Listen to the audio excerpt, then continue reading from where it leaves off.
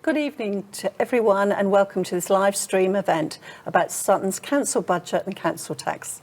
My name's Anita Moore and I'm the Chief Executive of Volunteer Centre Sutton. I'll tell you a little bit about Volunteer Centre Sutton. We've been going for over 50 years in the Borough of Sutton.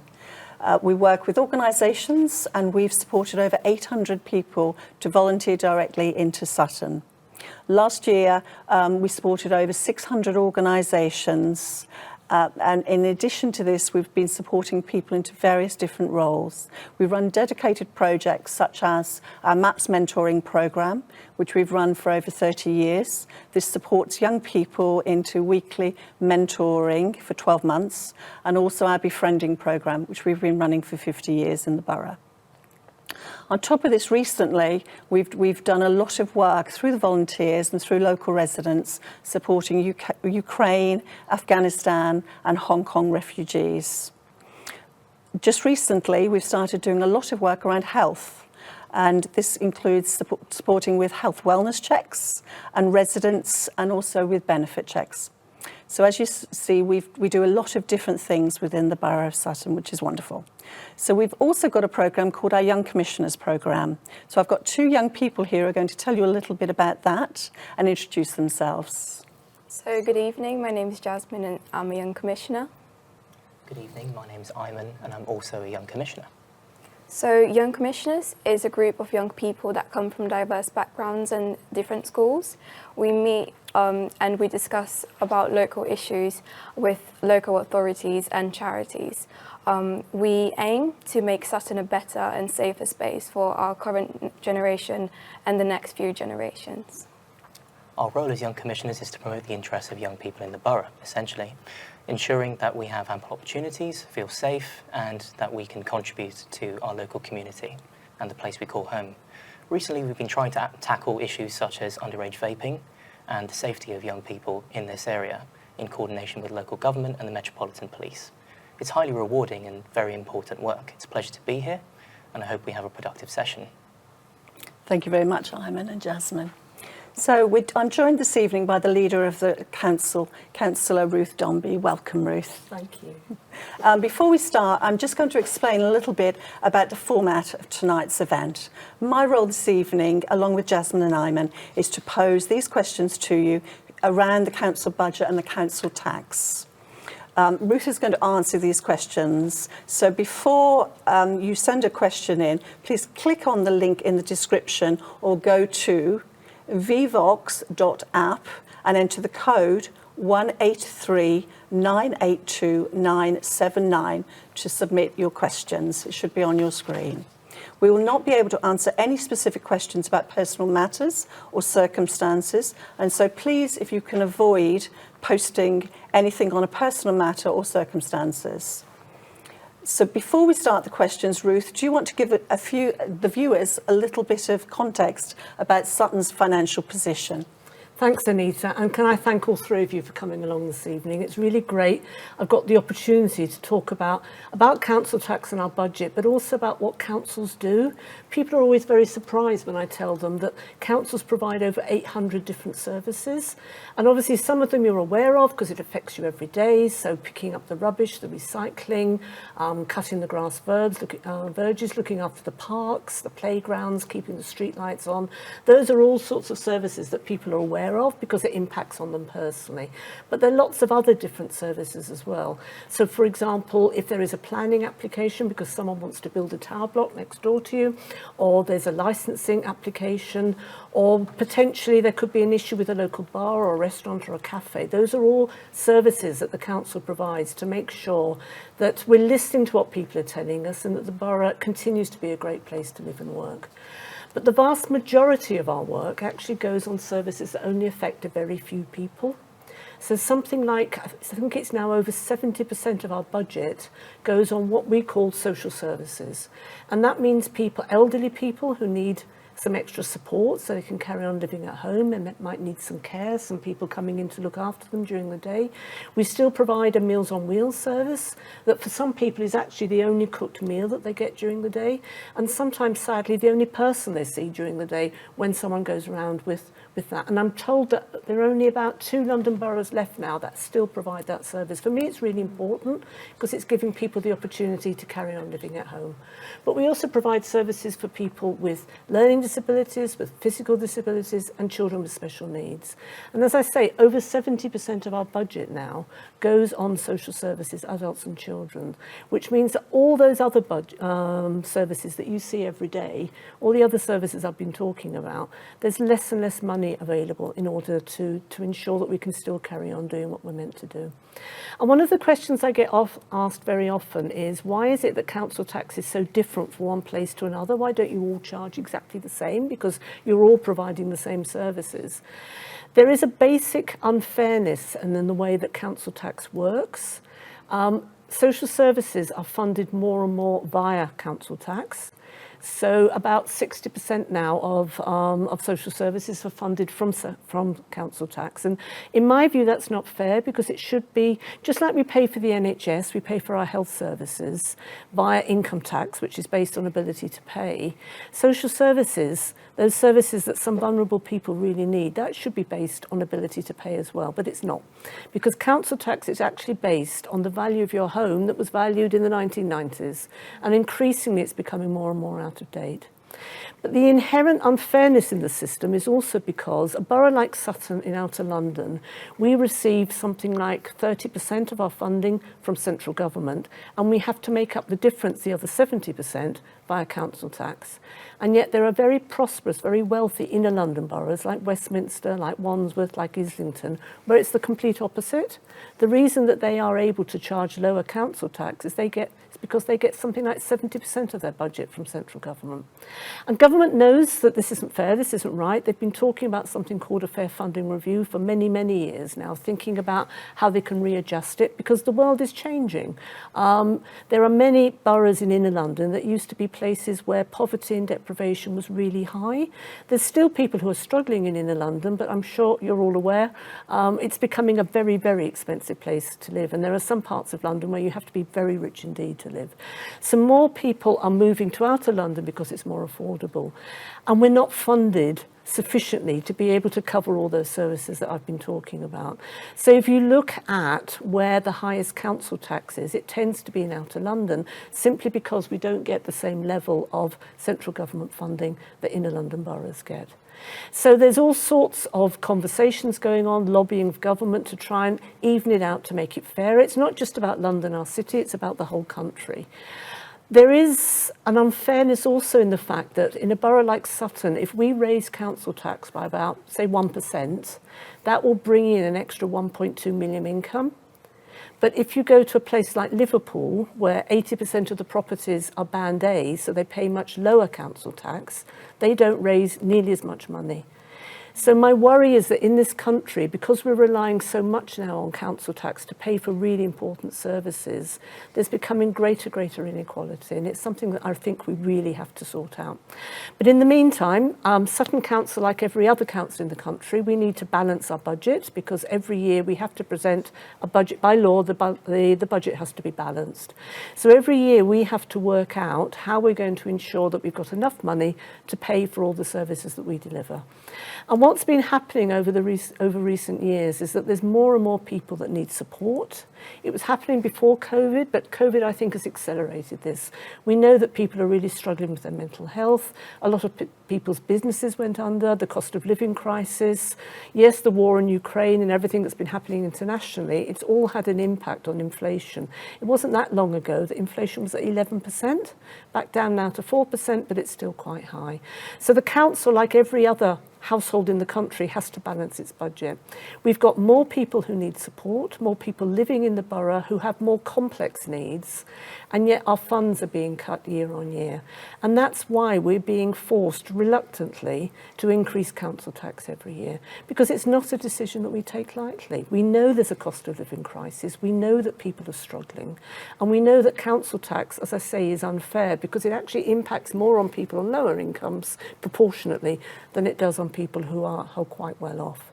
So it isn't a decision that we take lightly, but we do believe that in order to keep going, in order to ensure that we continue to be able to provide those 800 services, we do need to put up council tax.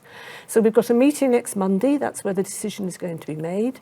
And the decision that we're going to be suggesting is that we put up council tax this year by 2.99%. That's still much lower than inflation, and it's the maximum that we're allowed to put up council tax by government.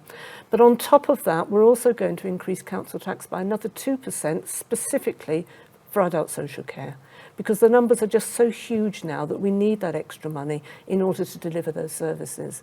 And the government recognises this. When there was an announcement just before Christmas about how much money is coming to local government across the country, included in that figure was the assumption that every council in the country would charge the 2% extra in order to pay for social care. So we are really in a position where we have no choice, and it means that council tax will be increased. 2.99% is us keeping up with inflation. Obviously we're not.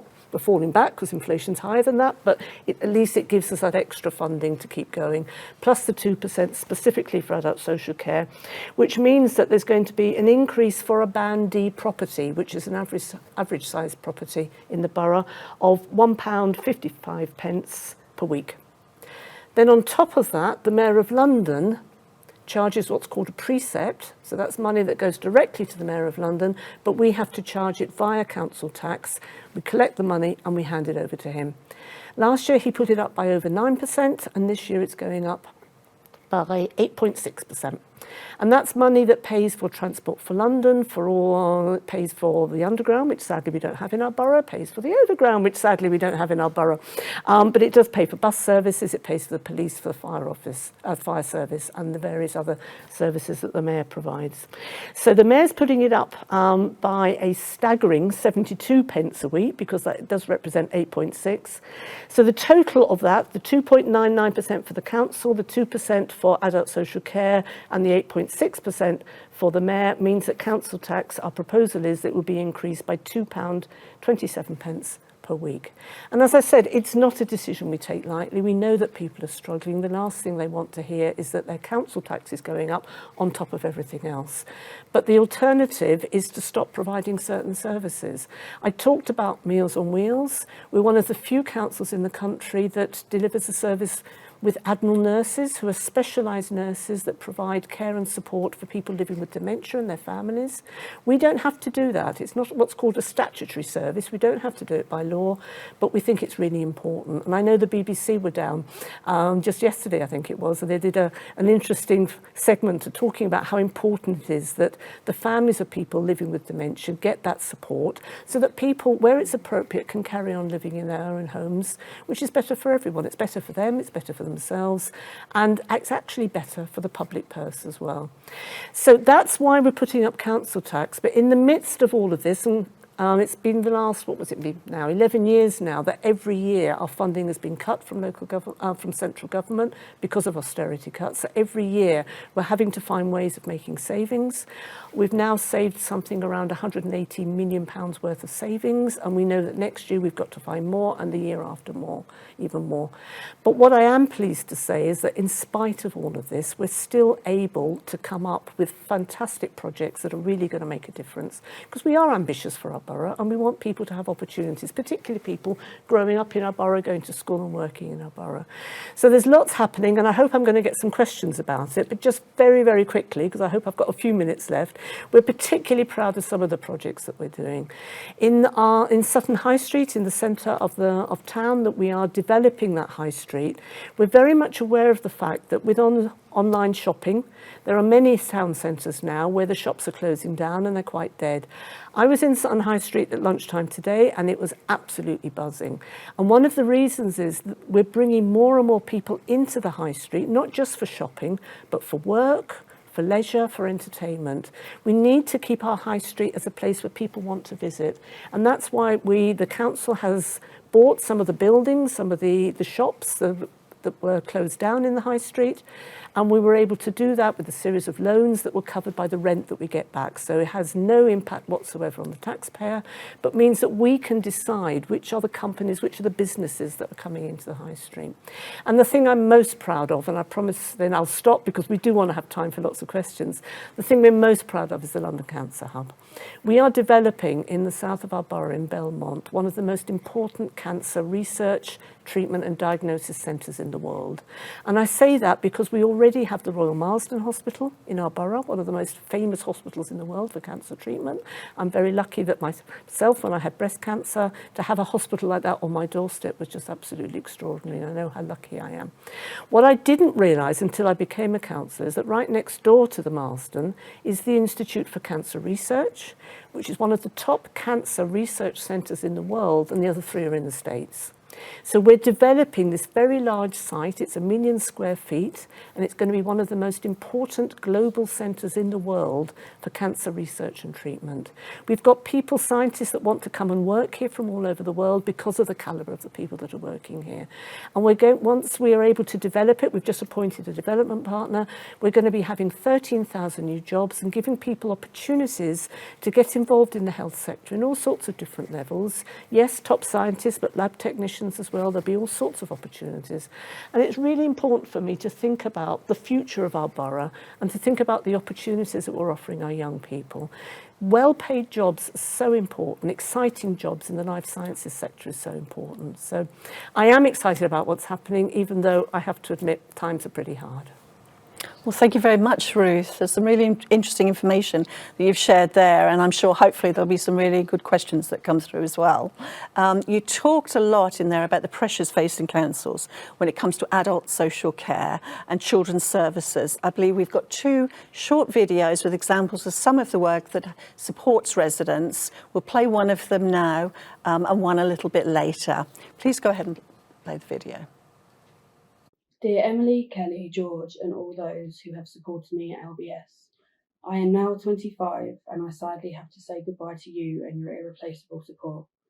I came into care when I was 14 after suffering years of abuse and neglect at the hands of those whose responsibility was to protect me. And I was finally given the care, love and understanding I've been pleading for my whole life. I know over the years I haven't been the easiest person to work with and have, at times, put myself in risky situations that you have subsequently had to save me from. But I can't thank you enough for not giving up on me when I wanted to give up on myself. I have had the privilege of working with you in the capacity of a young person and colleague, and I can reassure you that all your hard work and dedication to the children and young people of Sutton will forever have a positive impact. Without you, I wouldn't be here today, and because of you, I've been able to provide my daughter with everything I couldn't have and more, and for that, I am infinitely grateful. Please know you will not be forgotten, and I hope to keep in contact. Strong film, isn't it? It reminds me why we do what we do, Anita. To hear feedback from a young person that was clearly giving up on herself and to be given that sense of opportunity and hope for the future. It's so important, and she's going to be then able to communicate that to her own daughter. This is about making a difference. This is why people get involved in public service, whether it's in the voluntary sector like yourself or in local government.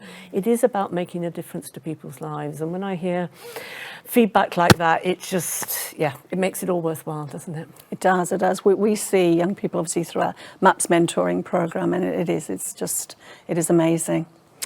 But we're going to kickstart off our first question. We've got a number of questions from residents about the regeneration on the High Street, the purchase of St Nicholas Centre and the relocation of the Civic Centre.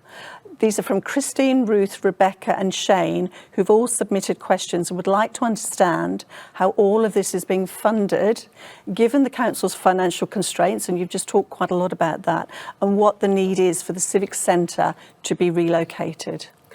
And I'm really pleased you've asked these questions, because people say you're talking to us about the fact you've had all these cuts to funding and yet you're spending money. How is that possible? So I'm not going to get nerdy on you, Anita, and start talking about all the different budgets that councils have. When I talk about our general budget, I'm talking about a revenue budget of costs of providing services and the staff that provide those services. Separately, we have something called a capital budget, which is about one-off payments. So if you're going to buy a building, if you're going to buy a piece of equipment, that's part of our capital budget. And we can apply for loans for funding in order to cover the costs.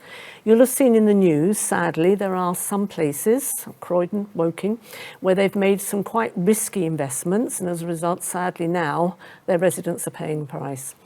In Sutton, we've always been very, very careful with our investments. We've always been very mindful of the fact that this is public money, and we need to be sure that we use it, we spend it safely and carefully. So the loans that we've taken up in order to regenerate the high street and ensure that it's still a buzzing place where people want to come and visit and shop, the loans that we've taken out are to acquire buildings where we then have people paying us rent in order to run their businesses or their shops, and the rent is covering the cost of the loan. The reason we're doing that is because we're very mindful of the fact that people want a vibrant high street. Yes, of course, there are some pound shops and there are some fast food outlets, but it can't just be that. It needs to be a wide mix so that people have a good reason to come to the high street. And that's why we want to move the town hall from where we are now right in the centre of the high street, because this is having a front door to public services. We want to move the town hall down to the St Nicholas Centre, which we own as a council. We also want to have lots and lots of different public services in there, so that when people go to the council or to voluntary organisations or to the NHS, everyone is there in one place, and we can have a conversation not just about that particular bit of your life, your health need, your housing need, your educational need, but about your life in general. So to be able to put lots of different public services, hopefully we'll have an NHS walk-in clinic as well, which would be just brilliant. To have lots of different services there right in the middle of the high street means that when people are struggling and they don't know where to go, they can come to this place, and there are lots of different people and different organisations that are able to help. You must have seen it yourself in the voluntary sector. People come to you, and yes, you can help with certain things, but then you have to signpost them somewhere else. Let's put everyone together in one place. We're going to take the library with us, because the library is a really important part of what we do as a council, and Sutton College is going to be moving down to a bespoke building down at the bottom of the high street in what I call the White Building, and they're absolutely delighted because they're able to design the building as they want it. So we're able to do that because we can take out loans. We've also applied for grants from central government and from the Mayor of London. We've been successful. So that's how we're able to ensure that we have a busy high street where people want to come. And we're also encouraging people to think about working in the high street, not just in the shops. There's an organisation, a company called Oru Sutton, which has just opened up. They have 500 workspaces. So if you want to set up a new business, if you need just a desk or you need a small office, you can rent from them until your business gets going. So if we're bringing people to the high street because they work in local government or because they're setting up their own businesses, they're going to be using the shops in the high street. And that's how we're going to ensure that we keep everything busy, exciting, but also bring lots of opportunities and new jobs to the high street. Well, that sounds quite exciting, doesn't it? I'm excited. Yes. Okay, then let's go on to another question. Iman's going to ask this one. Right, so I've got a question from a resident named Pam, and Pam has asked, there is a lack of activities and things to do for children and teenagers to do in the borough, and we'd like to know what can be done about this. I'm really glad you've asked this question, because actually it's something we need to talk about more. There is actually quite a lot going on in the borough. There's a lot for small children. There's a lot happening in Sutton Library with rhyme time. There's all sorts of opportunities via our schools and the various activities that we provide via the schools. We've got the Riverside Centre. They've set a project now called Time Out, which is all sorts of different activities for young people. And in the school holidays, we promote a lot of activities and things for people to do. We've recently had the benefit of a cultural award from the Mayor of London, which has allowed us to put on all sorts of different activities, thinking about STEM and STEAM subjects and how we can bring together science and culture. And something like 21,000 students from different schools across the borough participated in that. So there is a lot going on, but that doesn't answer the question. And I absolutely understand where Pam is coming from, because lots of people say to me, what is there for young people to do in the borough? Some years ago, we got some grant funding to set up a building in Stonecourt Ward called, North Cheam area, called the Life Centre. And it was state-of-the-art, multimedial, where you could learn about citizenship, but also there was a recording studio and there was all sorts of high-tech things for you to do. It was great for about 3 or 4 years. And then the tech was no longer state-of-the-art because things had moved on. So what I'm saying is, I agree we need to find more activities and more things for young people to do, but we need to hear from you about what you want, because you don't want me deciding how you want to spend your spare time. We need to understand from you what it is that you want, what would work best, and let's use the fact that we've acquired the St Nicholas Centre and it's going to be a place for all sorts of different activities. Let's think about what would work best. So I am going to push it back on you a little bit, not now, I'm not going to put you on the spot, but I need the young commissioners and lots of other young people as well to explain to us what it is that would work for you. Is it about having space where you can chill out and be with friends and talk about things, with good Wi-Fi, obviously? Or is it something more specific? I know some people would like gaming space to be able to do things like that. But the world moves on very quickly, so we need to think about how we can have flexible space that will address that need. There are lots and lots of activities that do appeal to some people. So, for example, we have one of the biggest police cadet groups in the country. So it's something like 7,000 young people take part in that. And it's not just about working with the police in a traditional way. They go camping, they've just come back from New York. They do all sorts of different activities. There's guides and scouts, but that's not everyone's cup of tea, and I know that. So I need you to help us understand what it is that would work best. Can I also ask, because obviously children and young people is quite a passion as well, and from my perspective and from the Volunteers Centre and the voluntary sector, there's a real link with children's activities for young people and mental health and serious violence. So what's the borough doing? What are you doing with regards to that? Specifically on issues around violence. Yes, yeah. Yes. And I know when I come and talk to the young commissioners and talk to young people generally, sadly it's becoming more and more an important issue.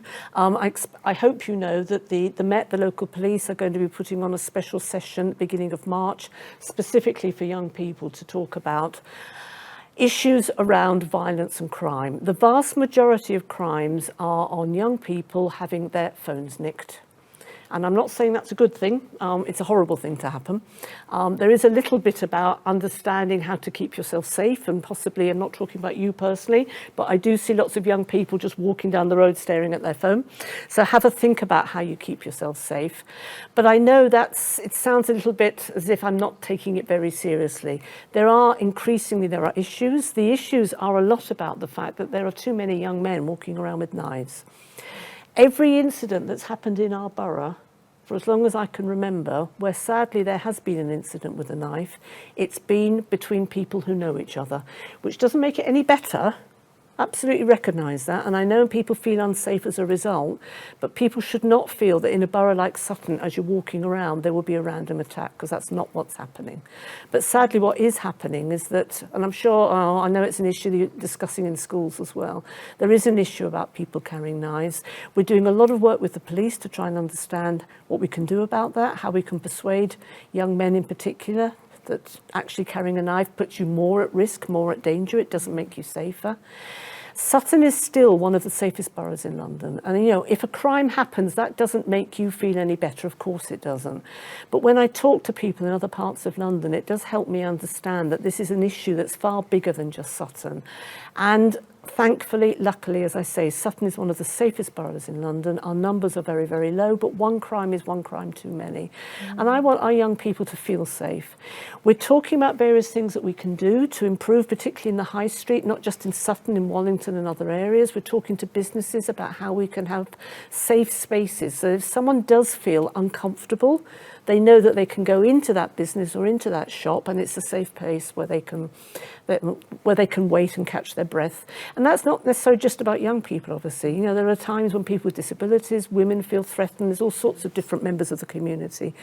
But we do need to be doing more. We're working with the police. Again, I'm going to say, let's think about I can't decide things on my own. You know, I am one person with one life trying to understand the lives of the 210,000 people living in this borough.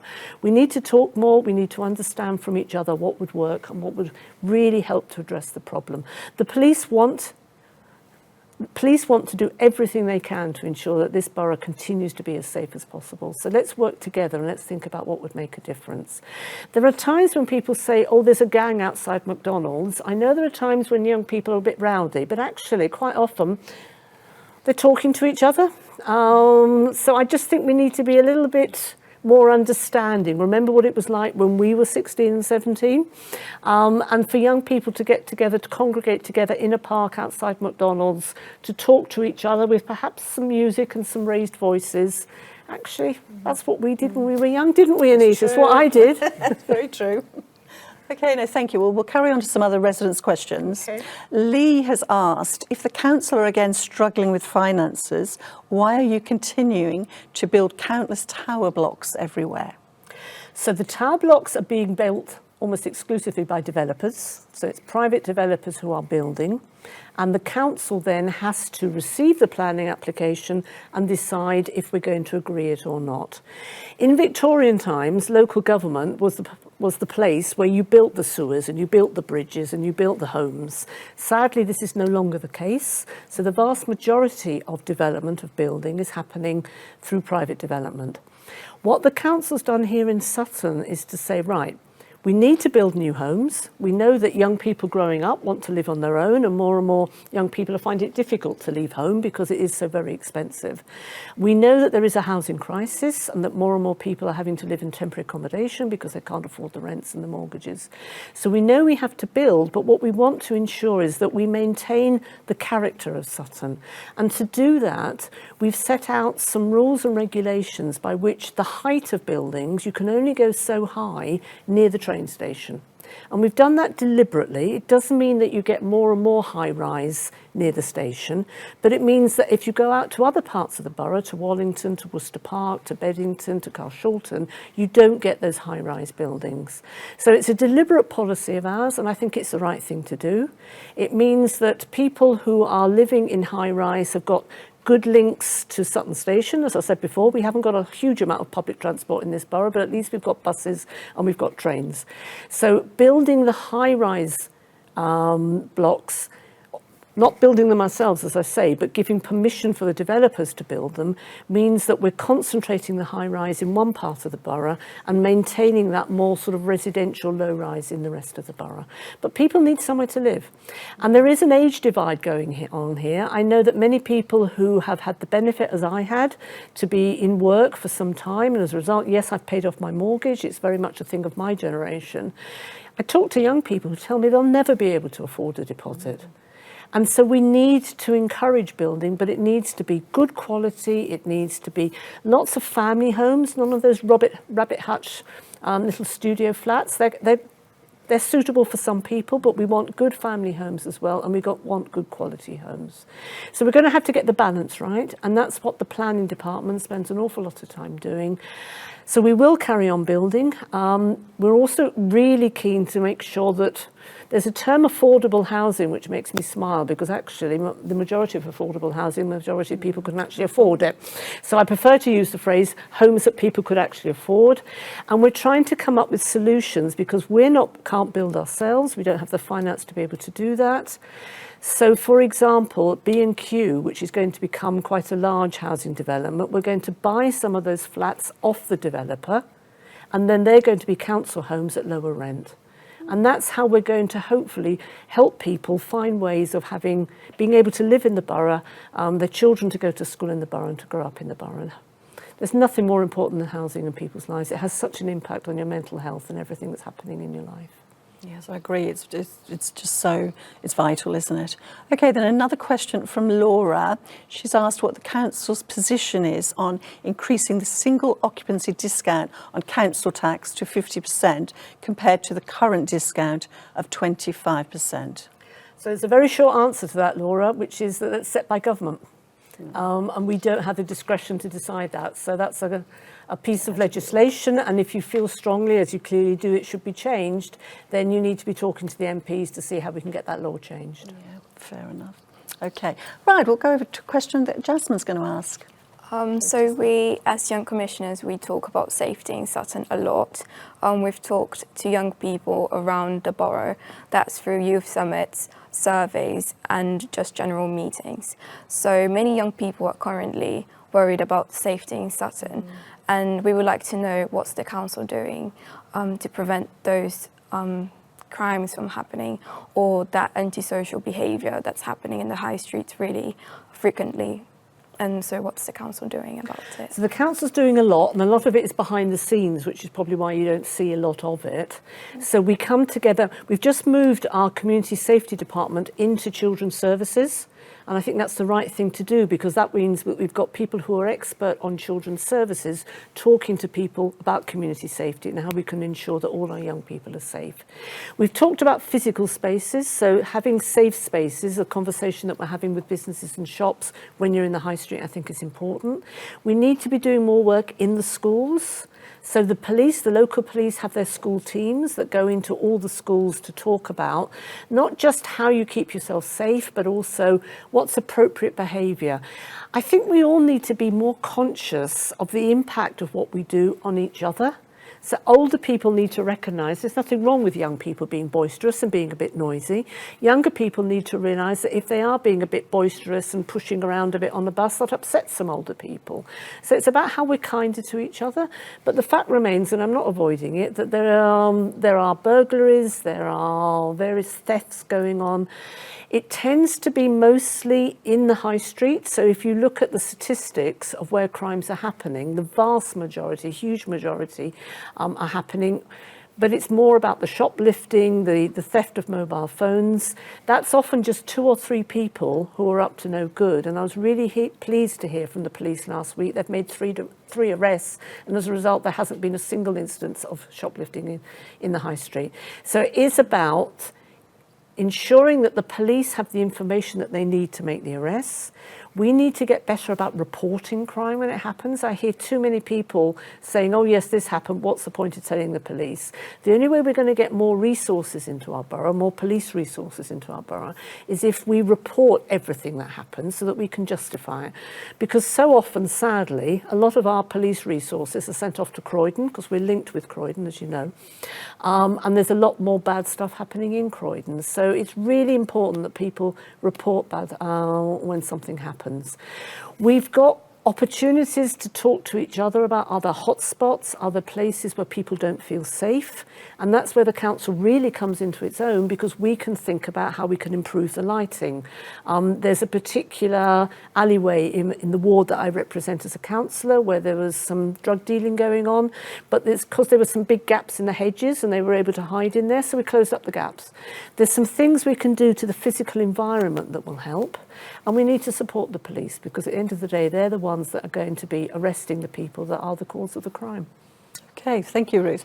Now, we've got quite a few questions coming in, so we're going to have to, Okay. we'll speed up with Shorter some of the answers. answers. Shorter answers, if that's okay. Okay, so Donal, a resident, has asked, the council has millions of pounds in reserves. Why can't some of that be used to help fund some of the cost pressures instead of raising council tax? So he's right, and that's what we've been doing over the last few years. I mentioned before, austerity cuts started in 2011, and we have been trying to use some of our reserves. The thing about reserves is that you use them once, it's the money in the piggy bank, and once you've used it, it's gone, and you can't use it again. So you can't use reserves to fund something that then you have to pay for every year. But the fact remains is we have used our reserves over the years, because reserves are there for a rainy day, and my goodness, it's been raining a lot. We're now down to about 8 million of reserves reserves, which is approximately, I think it's 5.3% of our budget. We have the lowest reserves in the whole of London, and good practice is that you don't go below 5%, because then if something happens, there's serious flooding, people have to be evacuated from their homes because there's a particular issue, there's, heaven forbid, a terrorist attack, any of those things that could happen, the responsibility is on the council to be able to look after those people. So we have to keep a minimum of reserves. The accepted standard is that you keep at least 5% of your revenue budget in reserves, and we have 5.3%. So we're about as low as we can, and we're the lowest in London. Okay, thank you.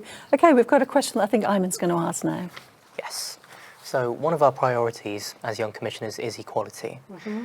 How will the council budget ensure that young people, regardless of their background or their experience, receive adequate services and make sure that they feel safe and welcome?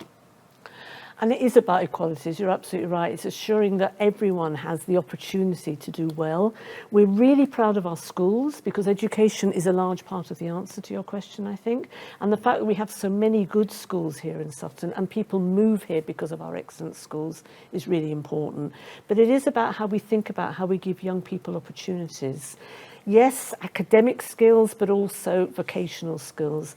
So when I spoke before about the London Cancer Hub, that for me is an example about giving young people opportunity, people from all sorts of different backgrounds, having the opportunity to do well, to get involved in the life science sector, and to get decent jobs. Inequality is a lot about poverty. And the best way to tackle poverty is to ensure that people have access to decent income and to well-paid jobs. So it is about how we bring jobs to the borough. I mentioned before about Oro Sutton. If people want to set up businesses in the borough, then they can do that now locally rather than having to go into central London. And I think bringing those sorts of opportunities to the borough is really important. Sutton is becoming a much more diverse borough. I really welcome that. In the last 10 years, it's changed hugely.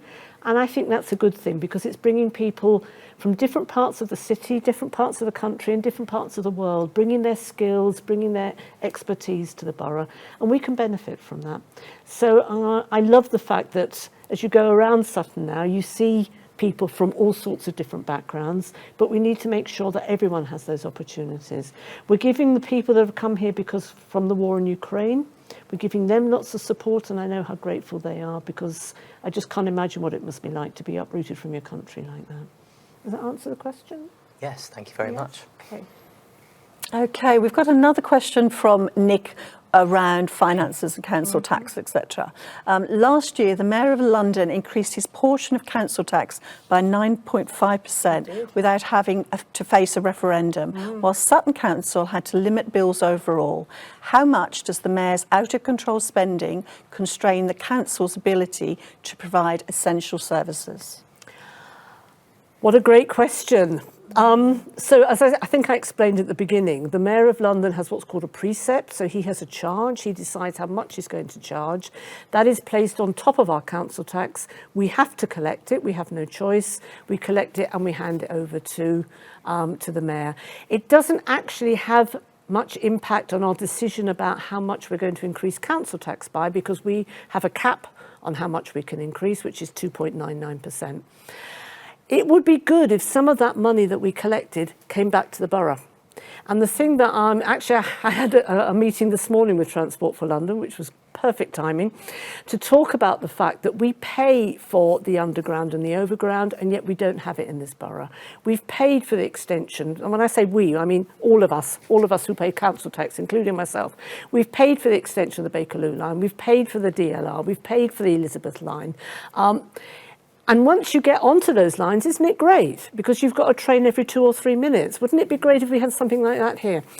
And the reason that so many people are using their cars, understandably, is because we don't have that sort of access to public transport. So we're lobbying the Mayor really hard because he sets the precept, we collect the money, we hand it over. We want to see some of those benefits coming back to our borough. And transport for me is key, as is policing. So the Mayor is in charge of policing. The Mayor decides how the money is going to be divvied out. The decision was made some years ago that Sutton was put together with Croydon and Bromley, so one united police force.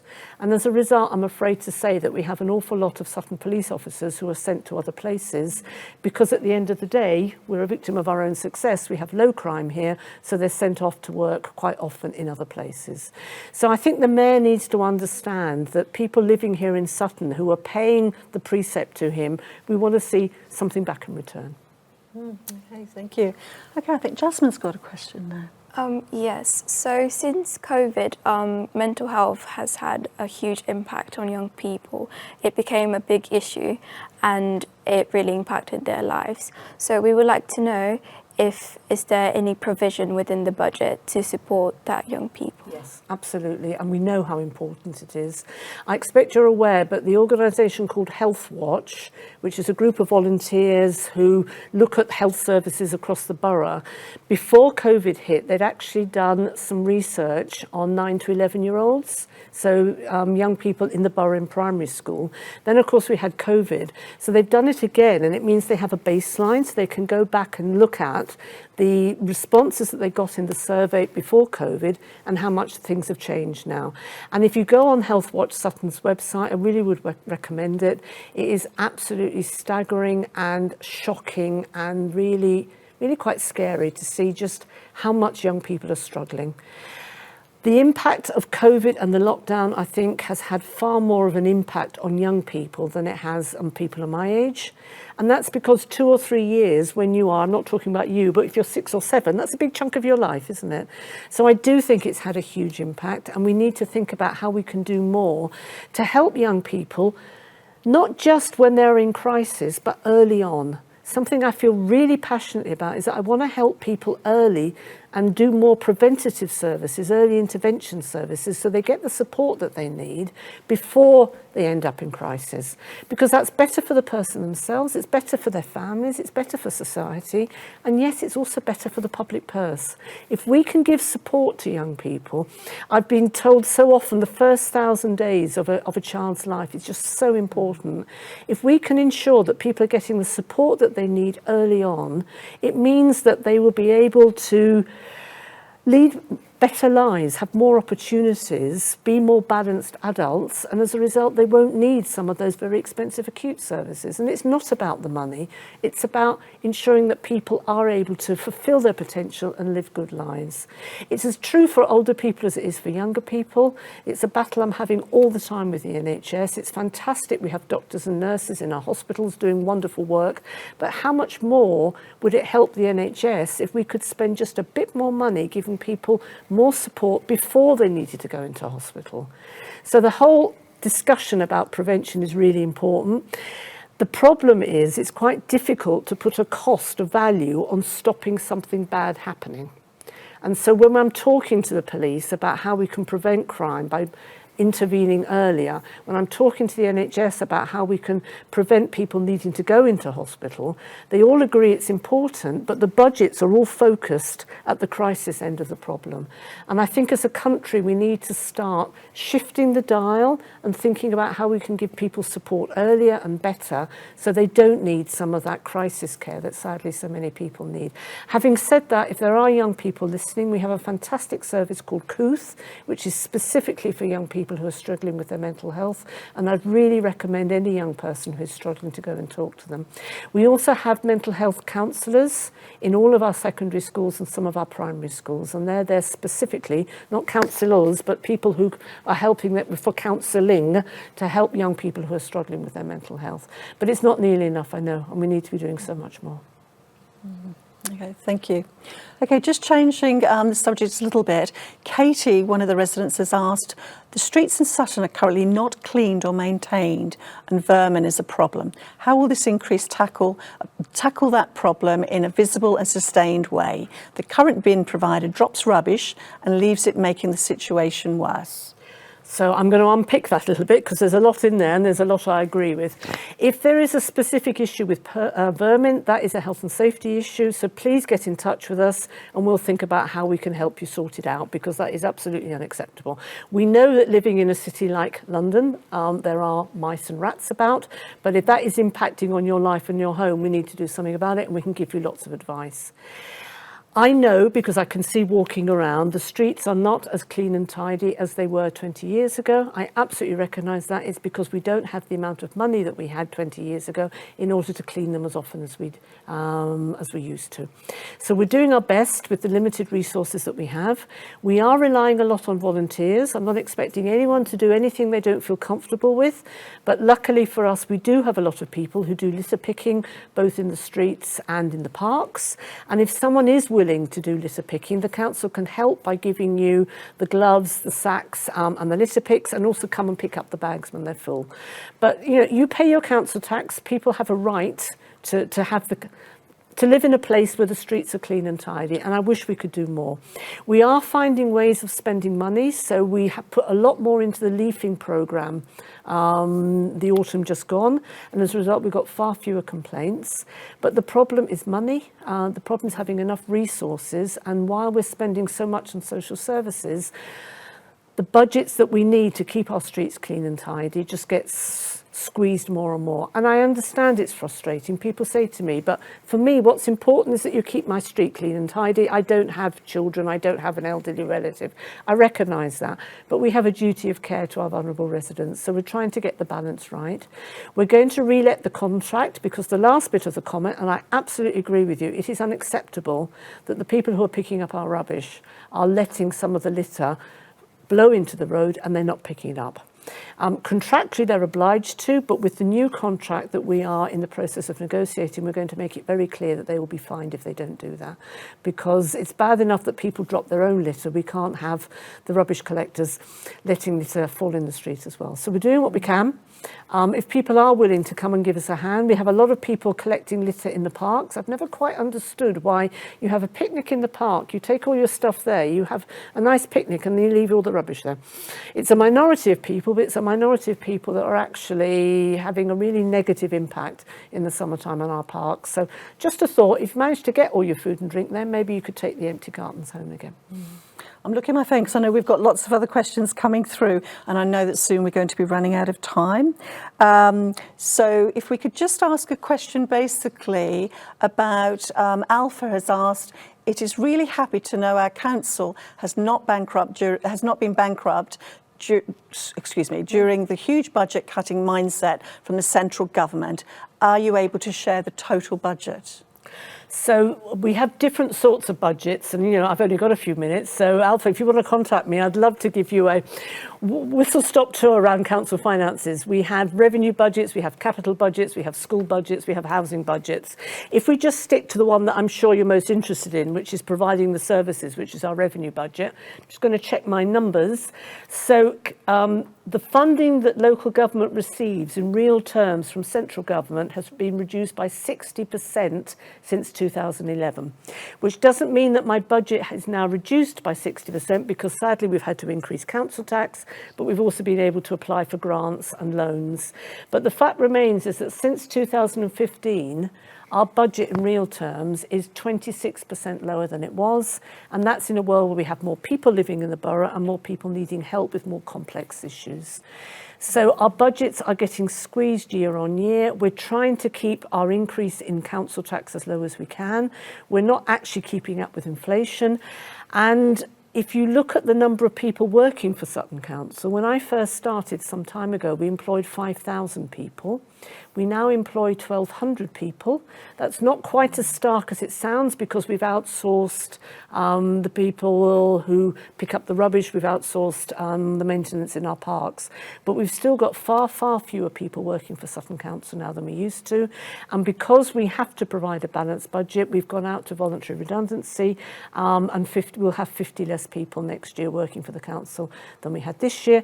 Still providing those 800 services to more and more people living in the borough who have far greater needs. And yeah. What I would say, and I really want to make this point strongly, I know there's a lot of talk in the media about councils going bankrupt. I'm very proud of the fact that in this borough, with very, very careful management of our finances, we're skint, but we're not bankrupt. And I think that's really important. We're still able to provide those services that mean so much to people. We are struggling, it is difficult, but we're going to keep going. Thank you, Ruth. Okay, well, we are running out of time a little bit, but just to sort of say, the second video we're actually going to show on social media, so please take a look at that. But is there anything else you want to sort of share with us just before we close, Ruth? So I think one of the things I'd like to say is a huge thank you to everyone who's taking part, not just in the video stream, in the live stream now, but also taking part in the community in Sutton. We are so lucky. I mean, you run the volunteer centre, so you know better than me, Anita. We have so many people in this borough who are willing to give up their time to help others. We saw it during COVID, and can I say thank you again for the incredible work you did to harness that army of volunteers during COVID that were able to ensure that the doctors, the GPs were able to give out the vaccinations to as many people as possible. The GPs say if it hadn't been for the volunteers, they would not have been able to deliver that programme. And we have volunteers all over the borough doing lots of different things. I talked about litter picking. Anita's talked about maps and mentoring of young people. There are thousands and thousands of people across our borough who are helping us out. It's being part of the community, being part of civic society, caring about what's happening in your borough is so very, very important.